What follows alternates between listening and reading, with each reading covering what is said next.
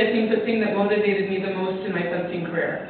Because the first time I made the junior, well, there was a junior world team, but also they had, the U.S. fencing, I think, had just discovered that they had junior world cups. And there was no internet then, so it wasn't like you looked online to see when the next FI Junior World Cup was. It was sort of this like word of mouth thing.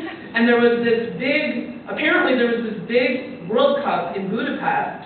And so before they picked the junior world team, if you were ranked high enough, they picked you to be on the World Cup team. And so I made the junior world team 4 times, and I made this Budapest World Cup thing 4 times. So it was basically, well, I think for at least the first 2 years, it was 2 years of going to a World Cup and then going to Worlds, and everyone went out in the first round. So it was kind of depressing because, you know, we had, I think, 5 people in each event, right? And so you'd show up in the morning, and you'd cheer on your teammates, and then you'd be done about an hour later. It was like every day for the entire competition. So it was kind of depressing. So I remember at that time my big goal was that I was going to do well internationally. That was really what I wanted. And I'm not sure I really believed that it was possible, except on like kind of an intellectual basis I sort of thought it was possible. And so there was this, I was trying to find as many people to bout with in Michigan as I could. We didn't have that many people fencing, especially by the time I was like a junior and senior in high school. So there was this, Wayne State is in Michigan, obviously, and they usually have a pretty good collegiate program because they recruit people from all over the world. And so there was this German guy who was going there, and he kind of liked fencing, and he was a really good fencer, and so, I used to always try to figure out if he was going to come to practice so that I could fence with him. And he had like some little car that always broke down, and I remember even like saying, okay, well, I'll come pick you up at Wayne State, and I'll drive you to the fencing club, and I'll fence you, and I'll drive you home. And he's like, okay. And that's all I wanted. I was like, I just want to pick him up, take him to practice, fence him, and then I drive him home. And I think he thought it was a little weird. And I was driving him home once, and I remember thinking maybe my goal was a little crazy because we were talking, and I told him, I'm going to be the first American to do well internationally. And he looked at me, and he had like this expression of complete concern.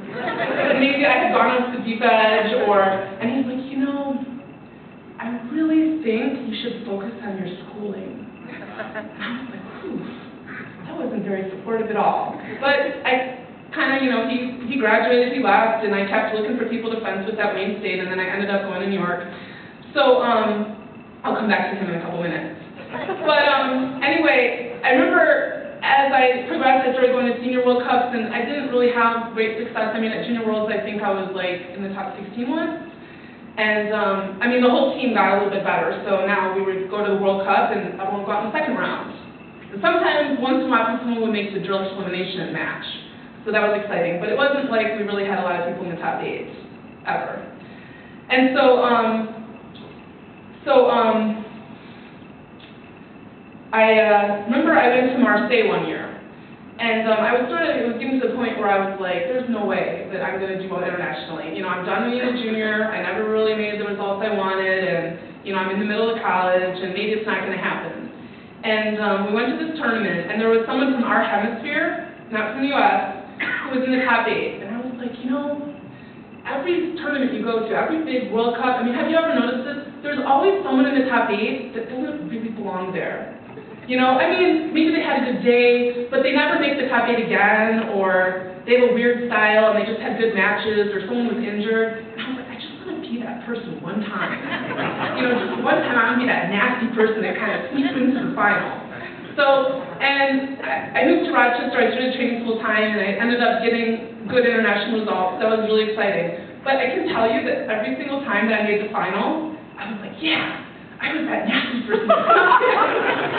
And actually, when I look back, I'm like, oh, I was competing with people I was doing well, but I made 10 World Cup finals, and every time I was like, yeah, I got lucky again. So that's kind of how I felt until when I went to the Junior World Championships. I wasn't a junior anymore, but I went to watch, and I wanted to be the captain someday. And Iris was there, and I was like, yeah, maybe Iris will do well. She's pretty good. She probably won't go out in the first round. She won, okay? show up, she's like 14, she's like, woo, this is fun. She won. I'm like, how come that never happened to me? She's like, woo! And the entire, I don't know if you guys have ever seen the videotape, the entire medal ceremony, she closes the box that the medal comes in, and she spends the entire 20 minutes until they play the anthem, trying to figure out how to open it again. And also, Felicia really inspired me. Susie Paxton and I remembered, I had these memories of going to these World Cups that weren't the Budapest World Cup or the World Championships and being like the only American there. And so they'd be like, oh, you're the head of the delegation. I'm like, yeah. They're like, well, come to dinner. And I'm like, well, I'm not really dressed. Oh, just come. And so you'd go to these dinners. You were the only American there, so they'd invite you. It was like this big luxury thing. But when you were fencing, there was like no one to help you. I mean, if your weapon broke, if you needed like a tightener, there was no one around. So I was like, oh, Susie and I were training in Paris for the week, and we went up to this tournament that was on the B Cup schedule in Godesberg. And then, I don't know, the people that were running, first of all, there were only like 30 people there, and Susie and I were like, oh, that was a long trip to fence each other for first. But they like messed up the tournament, because Felicia was fencing the Junior World Cup in Paris the next day, but we had plenty of time to catch a train and come back. And so we were fencing in the first round, and we both did well, and we won our first couple matches. And then Susie was fencing someone that I already beat. And I'm like, well, it's with repechage, but she shouldn't be fencing someone that I beat. This was the other thing, actually, is that I always knew who should fence each other, like at the tournament. So I went to the Belgian Federation, and I was like, I don't understand. I think maybe that you made a mistake, because Paxton is fencing this girl, but I already beat that girl, so she should be in the losers bracket. And he goes, don't worry, we know how to run a tournament here in Belgium. I was like, okay. So then there was like a 4-hour delay in the tournament where they had to take like people out of the shower who like thought they were eliminated, but they weren't. It was like they had to restart basically the entire direct elimination. So Susie and I missed our train back. So these Belgian people drove us like at 150 kilometers per hour all the way to Amsterdam so that we could catch our connection there and make it back. And so then we took the train all night. I remember Susie slept with like her watch with the alarm on, like on her hoodie, so that we would wake up and get off the train on time. And we made this huge effort to get there.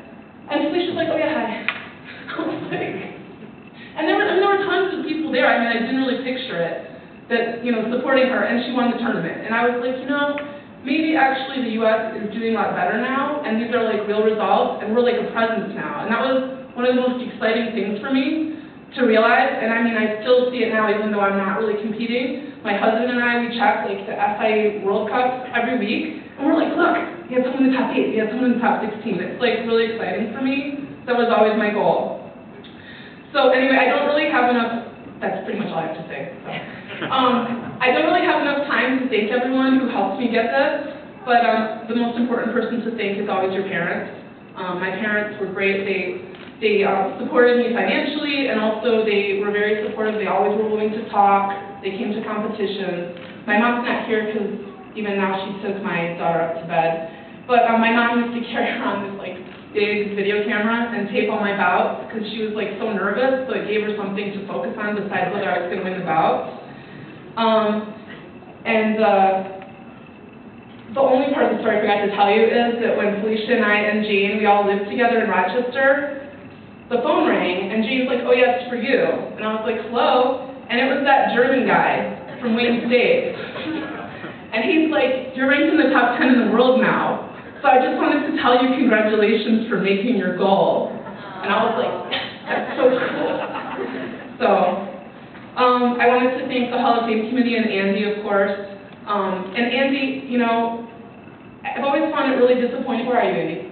Where is it? Andy, I don't know if y'all know this, you probably do, but when I was like a junior and we would all go to tournaments, the big excitement was to see which suit Andy was going to have at the tournament. Do you guys all remember this? Yeah. Like, he always had a cool suit, and he was always like the best referee at the tournament. And I can't believe you're not part of that still. And then when they went from, they made this big announcement that you weren't the director anymore, you were the referee, he had this like black and white suits to look like referee. It was great. That was like one of the best things about going to the competition was to see what Andy's going to wear. It was still the best part of the tournament. Anyway, I turned 40 last week. So I heard that there's like a veterans nap in October. So I hope you guys are all going to be there.